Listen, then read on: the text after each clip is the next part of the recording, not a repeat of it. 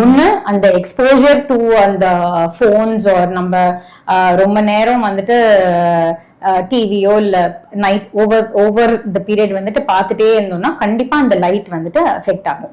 So அதுவே வந்துட்டு நம்மளுக்கு அந்த டார்க் சர்க்கிள்ஸ் வந்துட்டு கொடுக்கும். இது இல்லாம வந்துட்டு இப்ப ஸ்மோக்கிங் ஹேபிட் இருக்கிறவங்களுக்குமே அந்த டார்க் சர்க்கிள்ஸ் வந்துட்டு ரொம்ப விசிபிளா இருக்கும். சோ ட்ரீட்மெண்ட் வந்துட்டு நான் இதுக்கு முன்னாடி சொன்ன மாதிரி நம்ம காஸ் பொறுத்து இருந்தாலுமே நம்ம என்ன முக்கியமா ஞாபகம் வச்சுக்கணும்னா கண்டிப்பா கண்ணு ஏரியாவை சுத்தியுமே வந்துட்டு நம்ம ஒரு மாய்ஸ்சரைசரும் நம்ம ஃபேஸ்க்கு போடுற அதே சன்ஸ்கிரீன் வந்துட்டு கண்டிப்பா போடணும். ஸோ நிறைய பேருக்கு ரொம்ப மைல்ட் ஸ்டேஜஸ்ல இருக்கும்போது இந்த 2 ஃபாலோ பண்ணாலே அவங்களுக்கு ஆட்டோமேட்டிக்கா வந்துட்டு இம்ப்ரூவ்மெண்ட் தெரியும். அதுக்கப்புறமா அந்த காஸ் எப்படி இருக்கோ அதை பேஸ் பண்ணி நம்ம ட்ரீட் பண்ணணும். பட் என்னன்னா நிறைய பேர் என்ன நினைப்பாங்க, எதுவா இருந்தாலும் சரி டார்க் சர்க்கிள்ஸ் இருந்தா கிரீம் மட்டும் போட்டா போதும்னு நினைப்பாங்க.